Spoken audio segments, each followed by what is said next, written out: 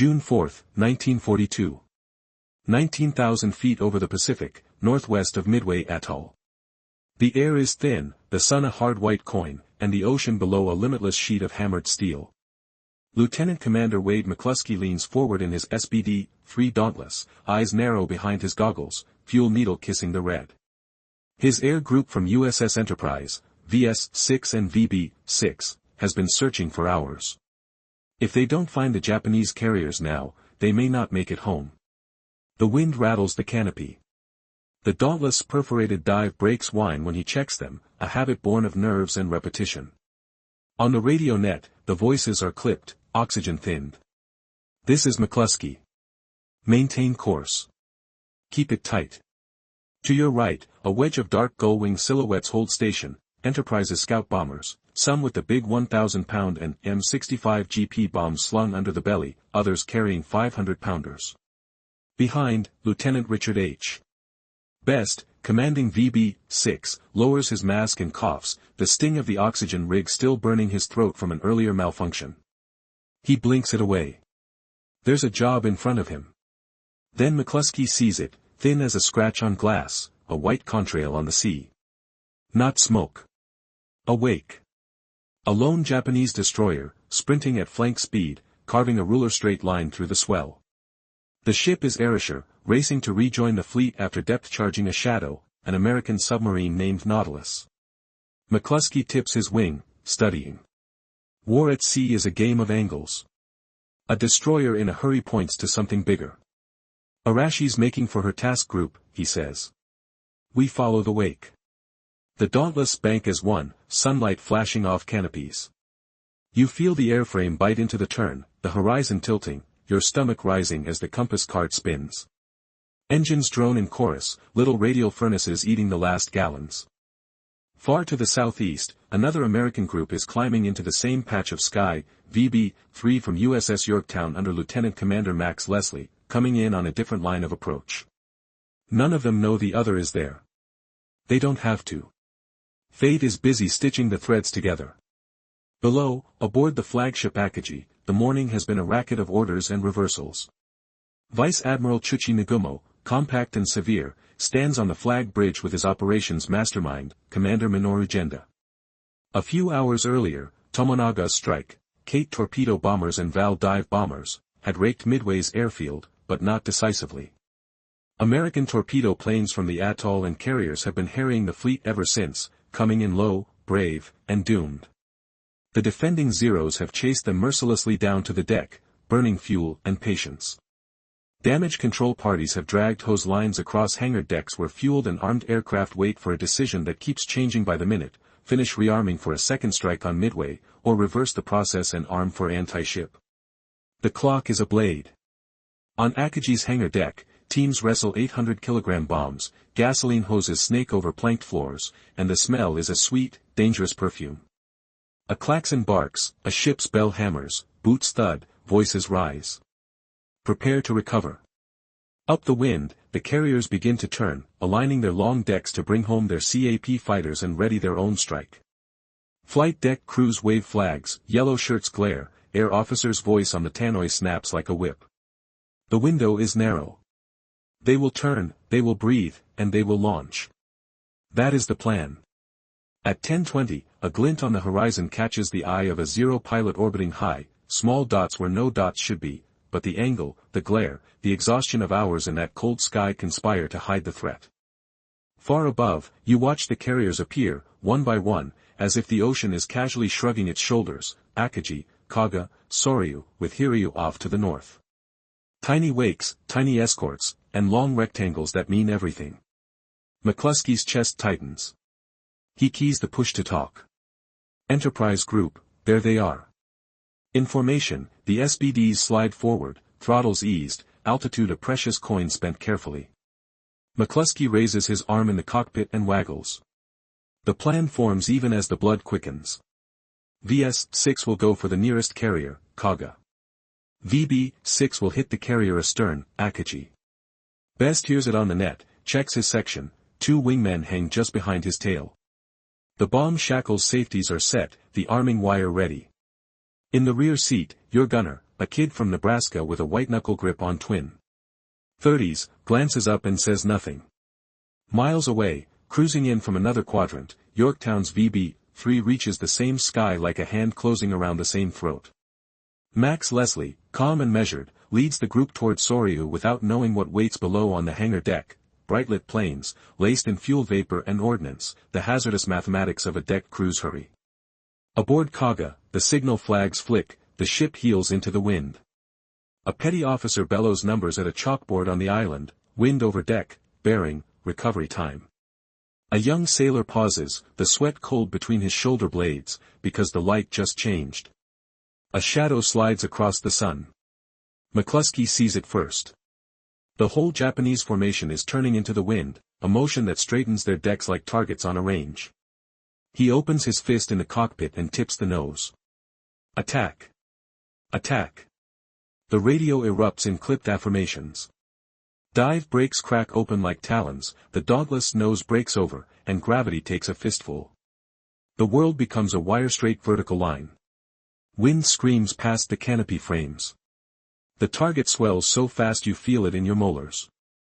In the dive, everything that matters fits on a thumbnail, the tan rectangle of the flight deck, the red circle of the rising sun, the little dots of men looking up in disbelief. Anti-aircraft fire claws at the blue, flak bursts puffing black flowers too late and too far. Tracer lines rise, colored strings that never seem to reach. You focus on the centerline, adjust the trim, count the seconds. At 3,000 feet, thumb the pickle, feel the Dauntless jump as the 1,000-pounder releases clean, bomb fin spinning, gravity and luck doing the rest. Pull. Above and to starboard, Best realizes half the formation has reflexively rolled onto Kaga, leaving Akagi nearly untouched. He snaps left, shoves the stick, and cuts across the bow wake, his section knifing toward the flagship. Follow me. The near carrier is Kaga, take the far one. He hears his own voice hard in the mask, feels the weight as the dive eats the sky. Down below, on 3 decks at once, time slows to a pane of glass about to shatter. 10:22 a.m. The Dauntless drops through sun and wind like a thrown spear. You feel the GS build in your legs, the harness biting your shoulders, the altimeter unwinding in a blur. The perforated dive brakes howl, the stick shivers, the ship below swells from postage stamp to barn door. Kaga rushes up first, broad deck turning into the wind, the red Hinomaru bright as a bullseye. Lieutenant Commander Earl Gallagher's VS-6 pours off the sky in a waterfall of blue-gray SBD-3s. Ensigns and lieutenants alike ride the plunge, chasing the thin black centerline painted down the carrier's deck. Tracers rise, scarlet and green beads sowing empty air, too low, too late, the CAP-0s scattered down near the wave tops from their vicious work against the torpedo squadrons. Aboard Kaga's bridge, a warrant officer's voice fractures, dive bombers. Port. Port. The helmsman hauls the wheel, but a carrier does not dodge like a cutter. Type 96 25mm mounts chatter, brass leading onto hot steel. Below decks, fueled Aichi D3S and Nakajima B5NS crowd the hangar, hoses still snaking, 800-kilogram bombs and Type 91 torpedoes lined like dull fish. Someone, somewhere, smells it, the sudden, metallic sweetness of aviation gasoline in air that's too hot. The first bomb hits. It crashes through Kaga's flight deck just after the midship elevator, then detonates in the hangar amid parked aircraft. A square of deck heaves, then vanishes in a geyser of fire and splinters. A second bomb punches near the forward edge, peeling back planks and hurling men like rag dolls. A third finds the island side, rips through, and erupts among ordnance dollies. Dust and smoke leap vertically, orange licks out along the seams. Ensign John, Dusty, Kleiss holds his line, drops, and his bomb flowers into a white-hot blossom that seems to pause, then breathe, then explode a second time as fuel and ammunition begin to cook. McCluskey, having loosed, yanks back hard. The Dauntless hauls up, ribs creaking, black dots of flak stepping the sky. Behind you, your gunner cusses and hammers short bursts at climbing zeros. There's no time to look back. Below, Kaga's deck becomes a storm. Fire teams haul hoses that hiss and writhe. A bomb trolley burns and then vanishes, replaced by a hole that glows. A petty officer's last command is only half-formed, flood the, before an elevator well blooms. Richard H. Best watches Kaga vanish beneath a crucifix of smoke and realizes the near carrier is already drowning in fire. Akagi, the flagship, runs just beyond, sleek, taut, the brain of the task force. Many of VB-6 have reflex rolled onto Kaga. Best shoves left, shouting into the mask, Akagi, follow me. Two wingmen stick to his tail in a tight, desperate wedge. The deck below clears into perfect sight picture, Akagi mid-turn, her flight deck a tidy rectangle, her island delicate, almost frail. Best holds the dive to the knife edge. 2,500 feet. The wind tears at the canopy seams.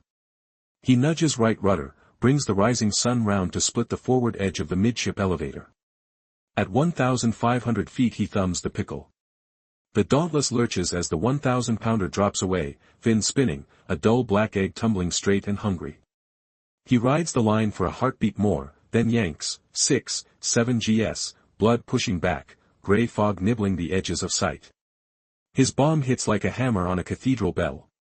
It slams through Akagi's flight deck just after the midship elevator and explodes in the upper hangar among fueled, armed Kates.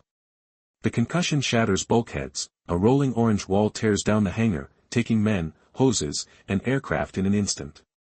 One wingman's near miss straddles the port quarter, lifting the rudder stalk with a monstrous hand and jamming the helm. On the bridge, Captain Taijiro Aoki grips the rail, teeth clenched as Akagi answers sluggishly, then begins to wheel, uncommanded, in a wide, dreadful circle. Starboard steering unresponsive. Fire in hangar 1 and 2. The reports crash in like waves. Commander Minoru Genda's pencil breaks. Nagumo, his face suddenly carved from stone, stares out over a deck he cannot save. The flag bridge is a gallery of men listening to a great ship try to breathe in smoke. To the north, Soryu heaves into the dauntless sights of Yorktown's VB-3. Lieutenant Commander Max Leslie leads them in, cool, deliberate. His own bomb is gone, jettisoned by a faulty release, but the squadron is a fist. They come down in disciplined sequence, canopy handles marked with grease pencils, eyes cold. The first hits just forward of the island, carving a crater that belches fire. The second slams near the aft elevator, blasting it out of its well like a thrown coin. The third detonates amid the forward hangar. Flames spool up in corkscrews, then knit into a sheet. Soryu's Captain Ryosaku Yanagimoto grabs the voice pipe and roars for damage control. Below, ordnance begins to cook, first pops, then sledgehammer thuds as torpedoes and bombs detonate in sympathetic hell. The surface of the Pacific answers all this with indifference, sun clear, sea indifferent, numbers on a clock clicking forward.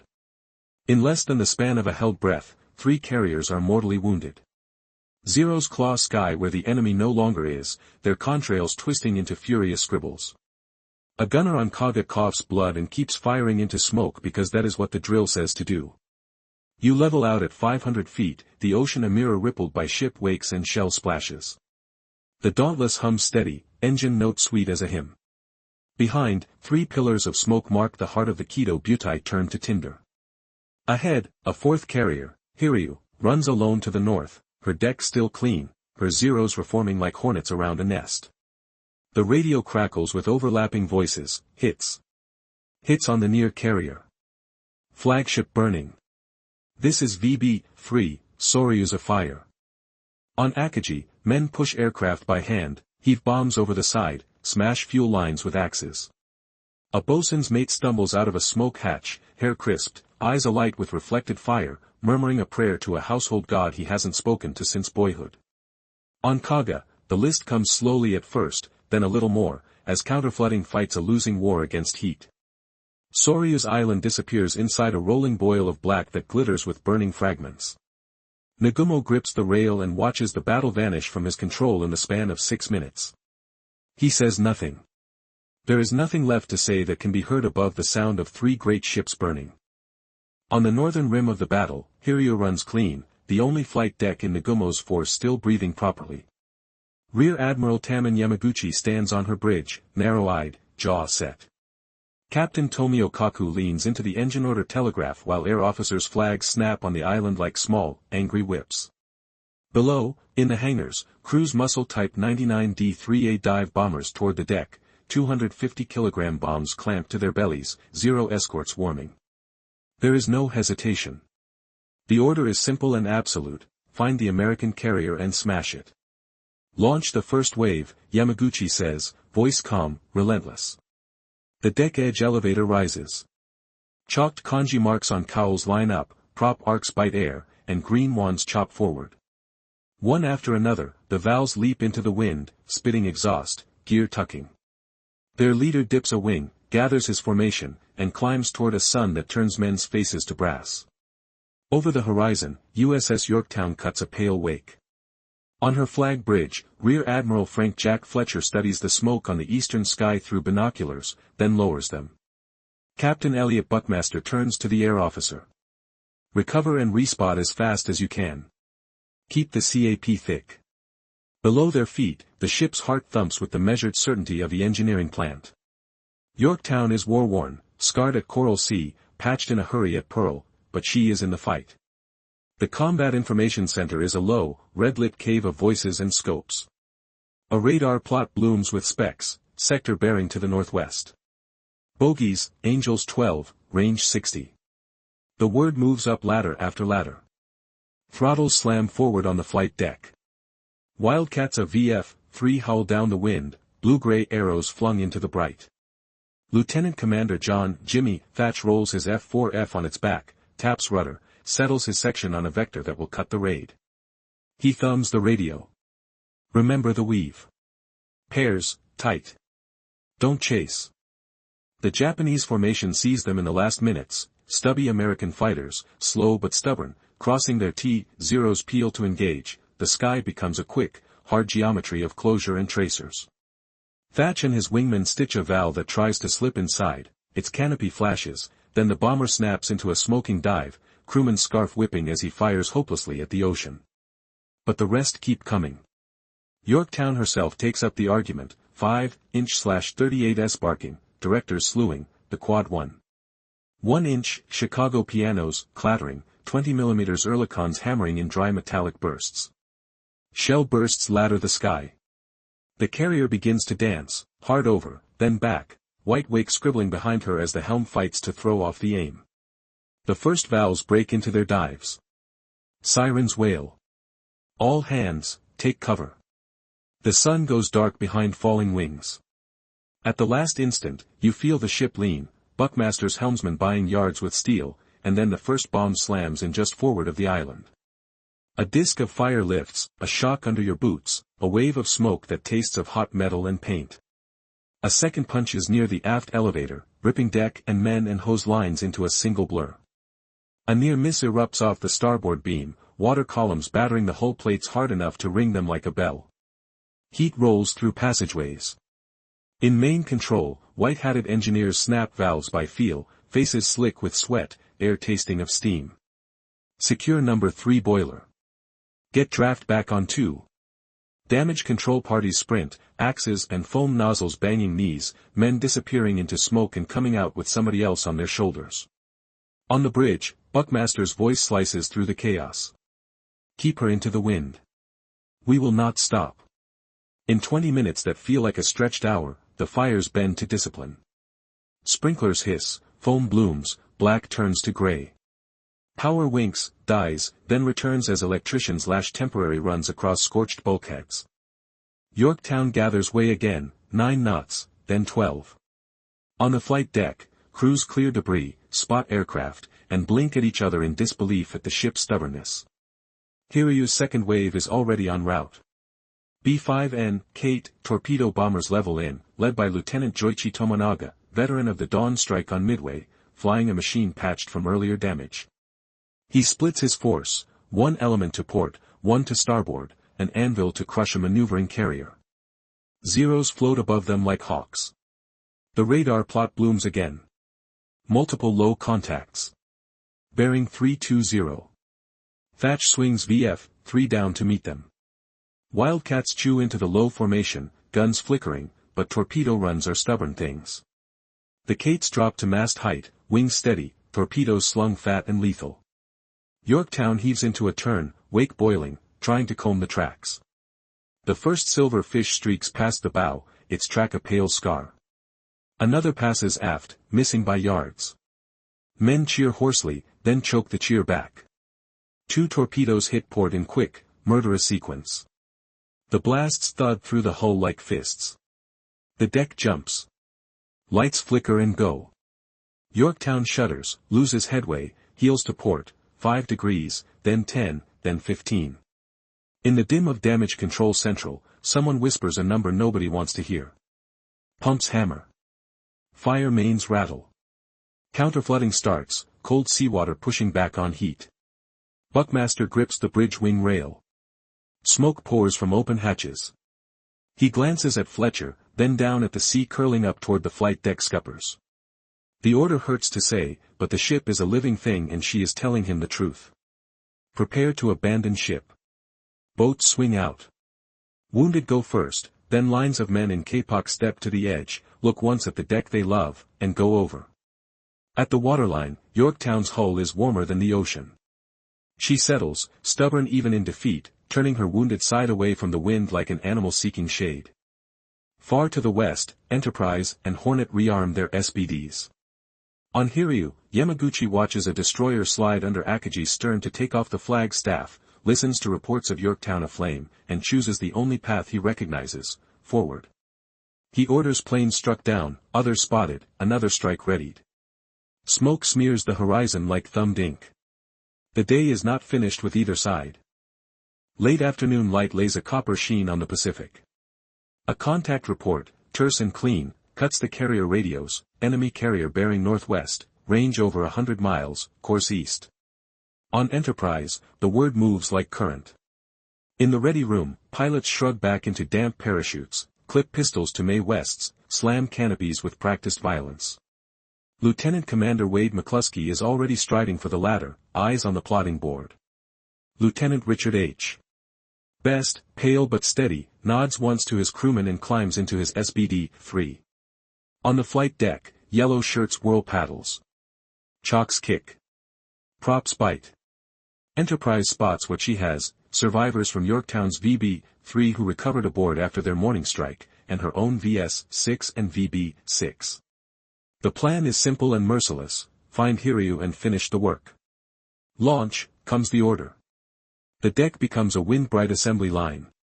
Dauntless rumble, tailwheels skip, and then each machine leaps, 1, 2, 3, clawing at the sky. Over the bow, the world opens wide. McCluskey takes the lead, his voice flat in the mask. Keep altitude. Closed-up formation. Save fuel. Hiryu runs hard to the north, smoke bands across the southern horizon telling a story Yamaguchi does not need to read twice. On her deck, crews wrestle fueled valves and cates toward the bow, another strike sketched and half-inked. The hangars smell of warmed dope and hot gasoline. Yamaguchi glances once at Akagi's distant smear, then back to the wind. The order stands. Strike again. At 16:30, Enterprise's SBDs break out of a band of high cloud. The ocean below is beginning to darken, the light tilting toward evening. The strike fans to search. The minutes draw out. Then, off the port bow, a speck, then another, then the long, unmistakable rectangle of a flight deck, awake like a pale sword, escorts drilled in neat diamonds. Hiryu, alone. McCluskey's voice lands without ceremony. Target sighted. Prepare to attack. Dive brakes clack open, perforations singing. The formation splits with the economy of trained hands, one element to suppress escorts and screening fire, the hammer to fall on the carrier. Hiryu's combat air patrol is sparse, Zeros circling tight under a sun that blinds as much as it blesses. Lookouts cry out, the bell on the island clangs, and Captain Tomio Kaku throws the helm, into the wind, into survival. The first Dauntless tips. Then all at once the sky becomes a steep staircase of falling aircraft. The howl of air over brakes is a living thing. You, in the back seat, feel the harness cinch, taste copper. The sight picture steadies, island to the right, bow to the left, red circle swelling. Tracers stitch past, bright knitting needles that fail to thread you. At 2,500 feet, sight, steady, at 1,800, thumb the pickle. A bomb crashes through Hiryu's aft flight deck and detonates in the hangar. Fire erupts like a thrown sheet. Another slams near the forward elevator, hurling it out of its well, blasting wreckage and men into the air in a harsh confetti. A third punches through just abaft the island, the blast tearing open compartments where ordnance lies lashed and waiting. A near-simultaneous fourth hit blooms amidships. For a heartbeat the ship seems to freeze, then her guts breathe out flame. On the bridge, Yamaguchi does not move. Damage control, forward and aft. The answers come broken, coughing, brave. On the flight deck, a plane captain staggers upright, picks up a fallen chalk by instinct, and only then realizes the airplane it belongs to is no longer there. McCluskey pulls through the dive, ribs humming, eyes searching for his wingmen. In the mirror you catch a Zero streaking down the ladder of sky, your gunner's twin. 30s chattering in short, angry bursts. The Zero snaps away, trailing a thin smear. You glance once and then never again, because below, Hiryu is burning like a forge. Foam lines worm out. Teams in asbestos suits, thin armor against a steel volcano, crawl toward the flames. Below decks, men heave torpedoes toward the sides, shoving with backs and legs until the leather bites and the breath comes in razor cuts. The heat answers with its own logic. A Type 91 cooks off in a side compartment, the bulkhead holds, but only just, buckling like a drumhead struck by a giant's palm. Around the stricken carrier, escorts pivot in, their 25mm mounts hammering at the Dauntless as they egress at wave-top height. A destroyer throws a smoke screen, a white wall that tears and reforms in the uneven wind. From altitude, the scene is a map of disaster, a bright square drowned in black, wakes curled like commas, burst stepping the air too late. The American strike reforms raggedly, fuel needles low and throats raw. McCluskey counts heads, counts ships, makes the only call that matters. Home. Behind, Hiryu staggers but refuses to lie down. Captain Kaku orders engines held, steering corrected, the ship's head kept to the wind as long as the rudder will answer. On the bridge, Yamaguchi stands straight, eyes on the flames. Reports stack up, forward magazines flooded, hangars untenable, flight operations impossible. He nods once. Prepare to transfer the flag. The words hang, unaccepted by the fire. In the end, there will be no transfer. Twilight crawls in. The sea darkens to iron. Enterprise's returning SBDs come aboard with landing lights winked on, wheels chirping, hooks clanging into arrestor cables. On Yorktown's horizon, a dark silhouette still leans, stubborn and still afloat, destroyers hovering like worried gulls. The air smells of fuel, cordite, and salt. On Hiryu, the flames settle into a steady, murderous glow. The order to abandon ship comes quiet, almost apologetic. Boats go over. Wounded are lowered on lines that burn hands. Yamaguchi gathers the remaining staff and Captain Kaku on the fantail. He bows to the departing crews. There are no speeches. Only the sea, and the steady, greedy sound of fire. June 4, 1942, evening. The light thins to copper, then to bruised violet. Smoke pillars soften at the edges as wind shifts. The Pacific, which all day rang like iron, starts to sound hollow and distant, like a drum heard through a wall. Aboard Akagi, the flagship turns slow circles under a sky that will not darken fast enough. The great ship breathes in fire. Captain Taijiro Aoki paces the bridge wing, jaw set hard enough to ache. Below him, the flight deck is split by a charred crater, hoses thrash, pumps groan. Commander Minoru Genda, bandage around one hand, stares through binoculars that show only distance and smoke. On the flag bridge, Vice Admiral Chuchi Nagumo stands very straight, cap brim angled so his eyes are shadowed. Reports arrive in a cadence that grinds, fire parties overcome, engines holding, steering erratic, magazines flooded, flight operations impossible. Each line is a door closing. Transfer the flag, someone suggests, the word small and terrible. There is nowhere left proper for a flag to fly. Kaga rolls with a tired animal's weight. Her island is a silhouette inside a furnace. Soryu settles by the bow, fire crawling in red veins along what used to be a straight deck. Escorts weave in close, rigging hoses, their 25mm mounts pointing uselessly at a sky that has stopped attacking and now only watches. On Hiryu, aft and north, flames chew steadily, but she still answers her helm. On her quarterdeck, Rear Admiral Taman Yamaguchi strips off his gloves and sets them carefully on a vent cover as if he will pick them up again in a moment. The sun drops. The first stars rise and vanish, smothered by smoke. On Akagi's hangar deck, the heat has softened paint to a skin you could mark with a finger. Men still carry bombs by hand to the rail and muscle them over, each one a pact signed in sweat and fear. A petty officer from Shikoku coughs dry, bloody air and keeps pushing because the line must not falter. A bosun's mate checks the fire main pressure and says a small prayer to a god he has not asked for anything since childhood. The answer is the hiss of steam and the beat of pumps. On Yorktown's horizon, destroyers play nurse and guardian. The carrier lies canted, lights out, a dark hill in a dark sea. Captain Elliot Buckmaster moves through the ship one last time before stepping off. Passageways glow with emergency lamps, paint blistered, deck spotted with boot prints and foam. He stops at a watertight door to listen. The ship speaks in groans and ticks and low, unsettled thunders. Hold together, he says softly, to the hull or to himself. Then he climbs to the weather deck and goes over the side into a boat that smells of diesel and salt and wet rope. By full dark, the Japanese formation is no longer a formation. It is a scatter of escorts guarding 3 mortally wounded giants and 1 carrier still on fire and moving. On the distant flagship of Combined Fleet, Yamato, Admiral Isoroku Yamamoto watches the plot cool to a blue gloom, grease pencil tracks crisscrossing like bad omens. Reports travel by radio in chopped fragments, shaped by static. Yamamoto's hands are still, his voice is low enough that officers lean in to catch every syllable. He orders surface forces forward, groping for a night action that might claw back the day. Then more reports, flight decks unusable, survivors in the water, enemy carriers still at large. The Admiral's silence lengthens. Sometime near midnight, he calls the truth what it is and orders withdrawal. The map accepts the decision without judgment. Around Akagi, destroyers close as carefully as surgeons. Their bows slice black water, searchlights hooded. A line of boats creeps along the lee.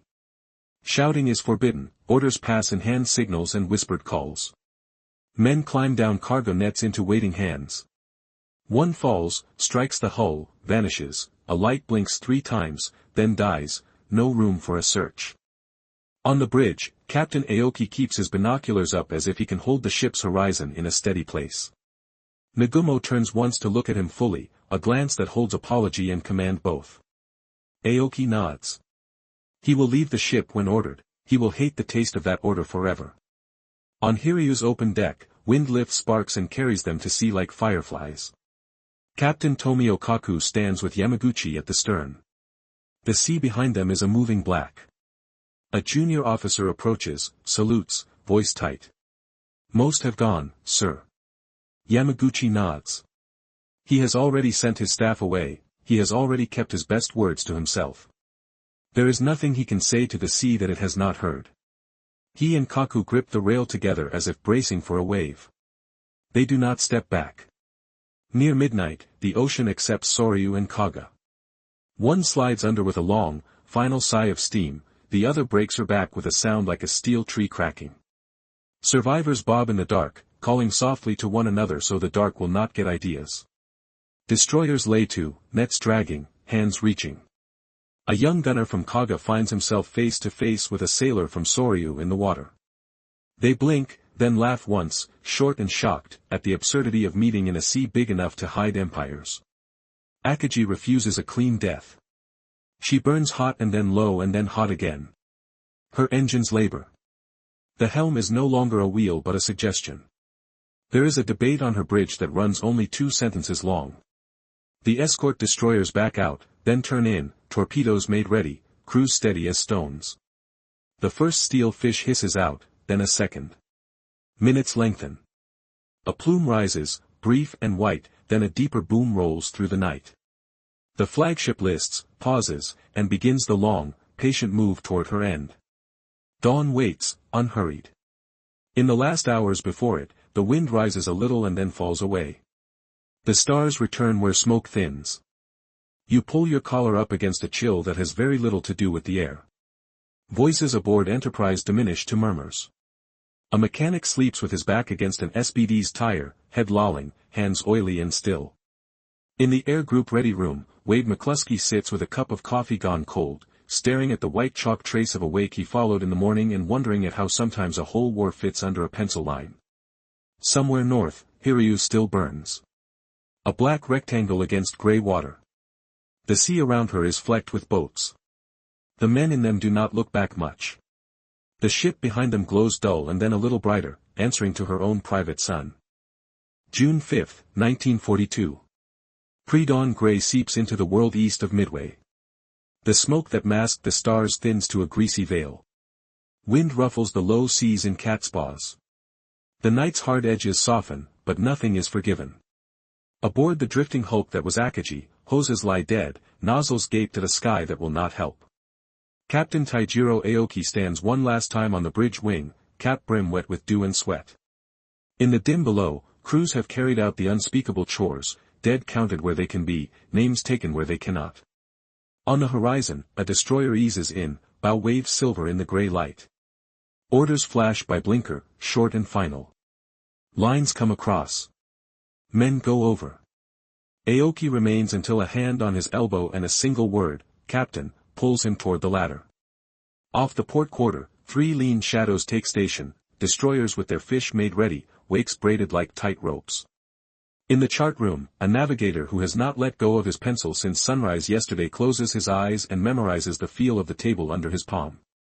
On the signal bridge, a petty officer tucks away a flag set he will never again raise on a flagship. Then the destroyers turn in. White wakes harden. Tubes cough. The long steel bodies race true. The first torpedo breaks Akagi's back with a deep, patient thump that your bones seem to hear more than your ears. She lists, pauses, lifts as trapped air makes one last foolish effort, then lowers herself with exhausted dignity. Heat shivers through the air and becomes steam as the Pacific takes her. Men on the destroyers remove their caps and say nothing. The sea closes over a shape that all yesterday was the center of a fleet. Farther north, Hiryu burns into the dawn. The flames have settled into a steady furnace, a black box with an orange heart. On her quarterdeck, Rear Admiral Taman Yamaguchi faces aft with Captain Tomio Kaku. A junior officer brings word that the last boats are away. Yamaguchi nods. He says something very ordinary to Kaku, perhaps about the sea state, perhaps about the light, and the 2 men stand like that for a time, hands on cold rail, backs to the killing glow. When the lean of the deck becomes a tilt, when the fire's breath begins to fade with the last of the fuel, they do not move. Around them, water lifts in small, licking waves, as if learning the ship's shape in order to erase it. At 8:20, Hiryu rolls, shudders, and goes. The ocean lets go a long, low sigh. A scatter of boats drift, their oars idle for a stunned moment. A signalman with blistered palms lowers his paddles to his knees and bows his head. There is no ceremony the sea will accept today, so the men do not pretend one. On a light cruiser riding west with the battered screen, Vice Admiral Chuchi Nagumo stares into a horizon that refuses to bring his carriers back. Commander Minoru Genda stands beside him, hand in a bandage that now seems an afterthought. On the chart, the Kido Butai is still a geometry of rectangles and circles. Outside the windows, it is 4 empty places. The radioman brings a message in, chin up to keep it steady, combined fleet orders withdrawal. Somewhere beyond that horizon, Admiral Isoroku Yamamoto's voice is measured, resolute, and heavy. There will be no night dash into the enemy screen, no last sword lunge. The sword has already fallen, 6 minutes long and all afternoon wide, and it cut deeper than Doctrine knew a blade could go. Midway Atoll wakes to a quieter morning than anyone deserves. The airfield is a patchwork of bomb craters and blackened coral, but the flag still snaps over Sand Island. Marines sweep brass from gun pits and pass around canteens that taste of smoke. A torpedo bomber's wreck lies cocked at the lagoon's edge like a heron with a broken neck. A private who spent yesterday firing A-50 until the barrel was the color of dull plum squints at the eastern sky, expecting company that will not come. To the east-southeast, USS Enterprise rides a long, tired swell. On her flight deck, figures move in a steady, purposeful dance, chalk marks, chalks, tailhooks. Lieutenant Commander Wade McCluskey steps out into the morning and blinks against the thin light. He looks older by a day than by a year. Lieutenant Richard H. Best sits on a folding chair near the island, a corpseman checking his lungs with a cold stethoscope and a face that gives nothing away. Ground crew pull panels, wipe oil, speak low. The SBDs look like wary birds at roost, noses smudged with cordite, exhaust streaks combed back. Word passes over Enterprise's 1MC in clipped tones, Japanese carriers sunk or sinking, enemy surface elements withdrawing to the west. The cheer that follows is brief and ragged. It is relief, not joy. In the ready room, a blackboard lists tail numbers that will not taxi again. There are coffee rings on the margins of yesterday's target sketches. Yorktown still lives, stubborn as a mule in a flood. She heels 15 degrees to port, decks canted, but her keel is in one piece. By mid-morning, Captain Elliot Buckmaster is back aboard with a salvage party, engineers with grease still under their nails from last night, divers who talk to their gear like old friends, electricians who think in circuits. Towlines snake to the fleet tug USS Vireo, her stubby form as welcome as a lighthouse. Pumps shudder to life. Portable generators cough and then settle. The carrier's great heart tries a beat, falters, then answers, a little. Across the water, destroyers screen close, sonar pings stepping the depths, lookouts binoculars welded to faces. A calm voice in the Combat Information Center keeps a running litany, no contacts. No contacts. It is a lullaby nobody believes. By midday, the Pacific is dazzling and cruel. Oil slicks wink rainbow under a hard sun.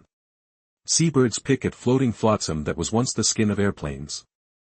A battered whaleboat rows past a life ring marked Kaga in neat Roman letters, paint bubbled and fresh. Men lean hard on oars and pretend not to see it. On a Japanese destroyer's mess deck, a bosun serves barley tea to men with eyes ringed in smoke. The wardroom is quiet, the air smells of wet canvas and scorched paint. A young petty officer who yesterday never looked down at the water now cannot stop.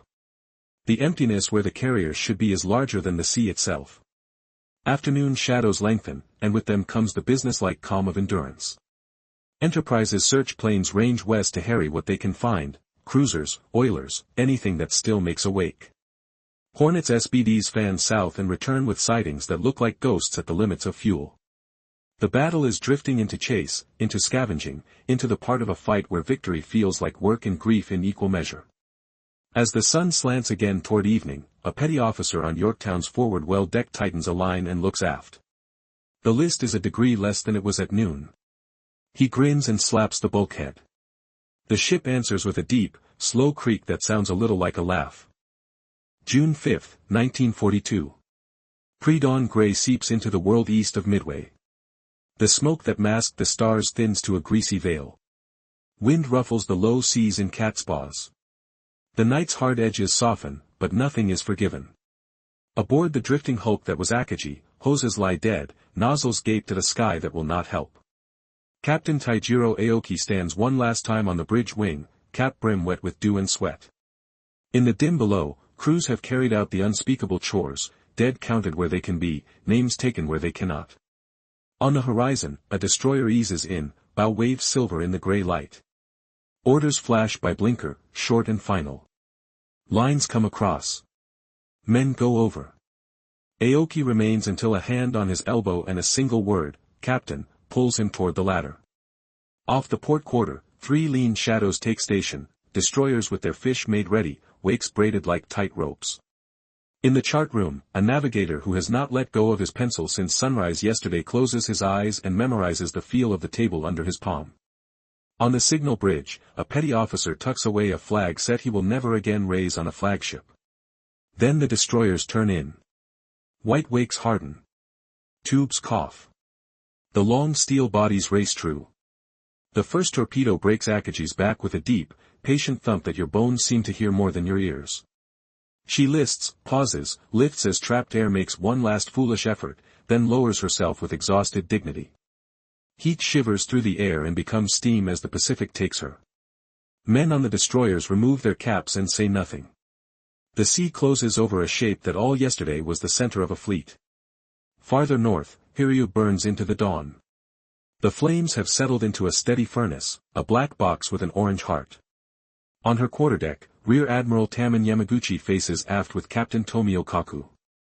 A junior officer brings word that the last boats are away. Yamaguchi nods.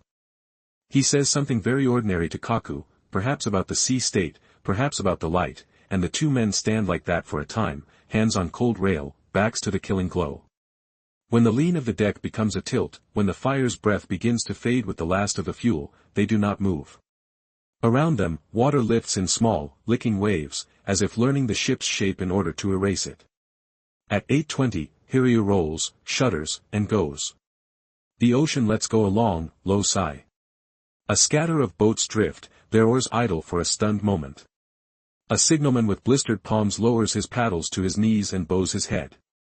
There is no ceremony the sea will accept today, so the men do not pretend one.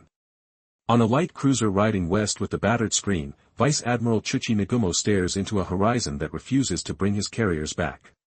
Commander Minoru Genda stands beside him, hand in a bandage that now seems an afterthought. On the chart, the Kido Butai is still a geometry of rectangles and circles. Outside the windows, it is 4 empty places. The radioman brings a message in, chin up to keep it steady, combined fleet orders withdrawal. Somewhere beyond that horizon, Admiral Isoroku Yamamoto's voice is measured, resolute, and heavy. There will be no night dash into the enemy screen, no last sword lunge. The sword has already fallen, 6 minutes long and all afternoon wide, and it cut deeper than Doctrine knew a blade could go. Midway Atoll wakes to a quieter morning than anyone deserves. The airfield is a patchwork of bomb craters and blackened coral, but the flag still snaps over Sand Island. Marines sweep brass from gun pits and pass around canteens that taste of smoke. A torpedo bomber's wreck lies cocked at the lagoon's edge like a heron with a broken neck. A private who spent yesterday firing A-50 until the barrel was the color of dull plum squints at the eastern sky, expecting company that will not come. To the east-southeast, USS Enterprise rides a long, tired swell. On her flight deck, figures move in a steady, purposeful dance, chalk marks, chalks, tailhooks. Lieutenant Commander Wade McCluskey steps out into the morning and blinks against the thin light. He looks older by a day than by a year. Lieutenant Richard H. Best sits on a folding chair near the island, a corpseman checking his lungs with a cold stethoscope and a face that gives nothing away. Ground crew pull panels, wipe oil, speak low. The SBDs look like wary birds at roost, noses smudged with cordite, exhaust streaks combed back. Word passes over Enterprise's 1MC in clipped tones, Japanese carriers sunk or sinking, enemy surface elements withdrawing to the west. The cheer that follows is brief and ragged. It is relief, not joy. In the ready room, a blackboard lists tail numbers that will not taxi again. There are coffee rings on the margins of yesterday's target sketches. Yorktown still lives, stubborn as a mule in a flood. She heels 15 degrees to port, decks canted, but her keel is in one piece. By mid-morning, Captain Elliot Buckmaster is back aboard with a salvage party, engineers with grease still under their nails from last night, divers who talk to their gear like old friends, electricians who think in circuits. Towlines snake to the fleet tug USS Vireo, her stubby form as welcome as a lighthouse. Pumps shudder to life. Portable generators cough and then settle.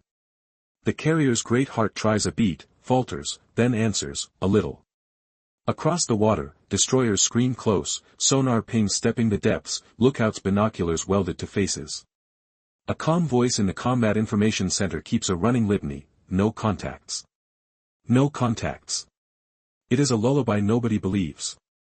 By midday, the Pacific is dazzling and cruel. Oil slicks wink rainbow under a hard sun. Seabirds pick at floating flotsam that was once the skin of airplanes. A battered whaleboat rows past a life ring marked Kaga in neat Roman letters, paint bubbled and fresh. Men lean hard on oars and pretend not to see it. On a Japanese destroyer's mess deck, a bosun serves barley tea to men with eyes ringed in smoke. The wardroom is quiet, the air smells of wet canvas and scorched paint. A young petty officer who yesterday never looked down at the water now cannot stop. The emptiness where the carriers should be is larger than the sea itself. Afternoon shadows lengthen, and with them comes the businesslike calm of endurance.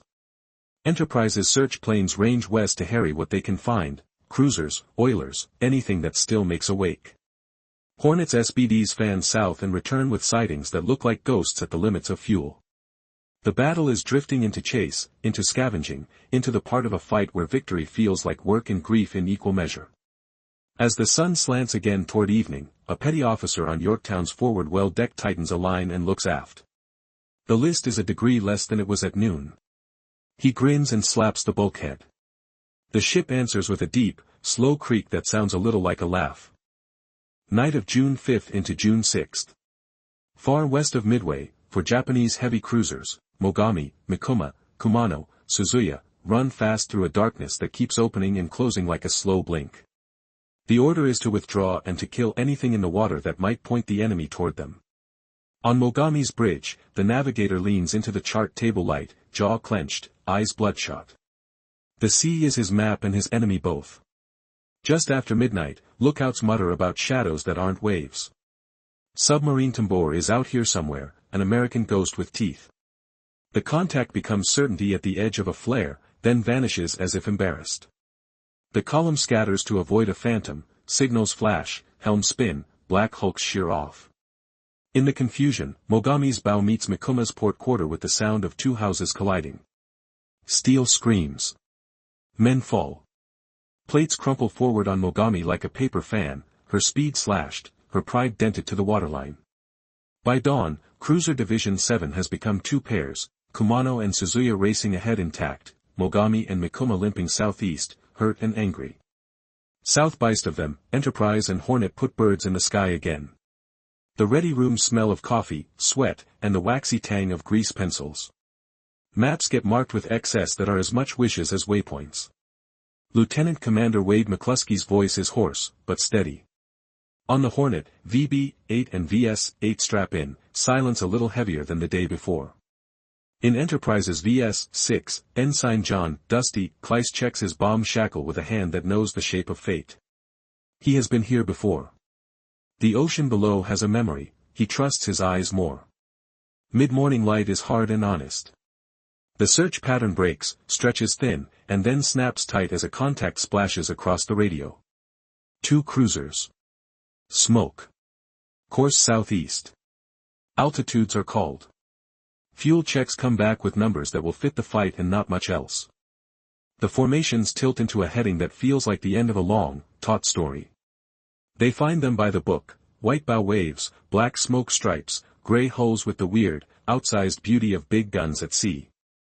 Mogami's bent bow throws an ugly mustache of water, Mikuma runs to starboard, elegant and unhurt in silhouette but with a belly full of Type 93 long lance torpedoes racked on her deck, lean and deadly and waiting for the wrong kind of heat. Japanese lookouts see the dots growing where the sun hangs, shout, and point. 25mm mounts chatter. 2mm Hotchkiss guns rake the sky in angry, futile beads. The cruisers yaw to unmask batteries, then settle and thread through their own wakes at full speed. The sky answers with a descending chorus, the Dauntless song, the howl over perforated brakes that tells sailors on deck their world is about to tilt. Enterprise's SBDs slice into the dive sequence. You feel the harness bite, nose down, the deck plates below jumping toward you in jerks as the anti-aircraft bursts push up columns of black punctuation. Sight picture, Mikuma, island to the right, aft turret a black beetle, torpedo racks a neat, terrifying row. At 2,000 feet, the world narrows to a pinhole. Thumb the pickle. Kleiss rides his dive longer than habit says is wise, easing rudder, bringing the gleaming spine of the cruiser dead center. Release. The Dauntless steps light as the bomb leaves. He pulls, lungs flattening, eyes going gray. The blast blooms below a heartbeat later, forward of the after turret. Fire spits up and then lays back in the wind, finds the torpedoes, tastes them, and decides. Hornet's VB-8 comes down a beat behind. One bomb slams near the bridge, another near the forward stack. A plume of dirty orange gas belches, fuel, paint, linoleum, human fear burning all at once. On Mikuma's deck, a torpedo man leaps atop a cylinder and clubs at its lashings with a wrench, trying to get it overboard before the heat cooks it to murder. He gets one free. The second heaves and sticks. The third simply disappears when light and pressure and chemistry agree on a time. The torpedo rack goes up in a sheet of white that eats color. The explosion lifts the ship out of herself. Plates peel. Guns droop. A smoke column boils with the black, granular density that means metal has turned to dust. Men go to their knees without knowing they did. In the scar of flame, you can see rivets drawn out like sparks from a grinder. Mogami catches two hits of her own, one aft that mangles the aircraft deck, one forward that drives fire into compartments already bleeding from the collision. She staggers but keeps her knife in the water, helm steady, damage parties working with the concentration of men building a bridge over a canyon one board at a time. The SBDs pull through, form up ragged, and look back with the cruel curiosity of survivors. Mikuma is an ungainly silhouette in a moving volcano. Her forward turrets are naked stubs. Her bridge is a black ruin. Men move as small, bright flecks against a hellmouth. A destroyer, Arashio, edges in, sprays from hoses making white fans that die in orange air. Asashio hovers on the far quarter, her signal flag saying things the wind tears to pieces. A second strike arrives, more dauntless, fuel fumes thin, eyes sandpapered. They lay bombs where it hurts most. One drives through Mikuma's forward deck and doesn't explode right away. When it does, the ship jerks like a struck animal, then settles lower, her bow starting to write its name in the sea. Another bomb on Mogami throws wreckage into her own wake, but the stubborn cruiser will not quit. She will crawl away to be hammered into shape again in a dockyard that will smell of burned paint and resolve for months. In the late afternoon, Mikuma rolls slowly, with the mortified dignity of a big ship dying. A final blast from somewhere in her heart sends a plume high enough to make even men who have been watching all day flinch. The sea takes her because that is its work. The circle of oil widens, smooth and rainbowed, a cruel wreath. On Enterprise's deck, Kleiss taxis in, canopy slid back, eyes raw. His crewman thumps the fuselage once, a signal and a blessing. The chalkboard in the ready room will gain another line that is not a name but feels like one. Men stand around the coffee urn murmuring in low voices, somebody laughs too loud and then goes quiet. Westward, a long gray ship with a pagoda mast turns her bow home. On her flag bridge, an admiral named Yamamoto reads a message twice and then folds it once and puts it away. He looks at the evening sea, which looks back the way the sea always has, and he says something very soft to nobody but himself. Eastward, on Ford Island, Admiral Chester Nimitz leans over a dispatch and lets out a breath that he has been holding in pieces since dawn the day before yesterday. Down the hall, Joseph Rockefort sits on a chair that creaks and grins with all his teeth at a chalkboard that still says AF equals water. June 6th ends with the light thinning to gold on the wakes of ships going away from each other. Between them, the place where 3 carriers vanished in 6 minutes lies quiet, a patch of ocean indistinguishable from a million others until you know how to read the sky.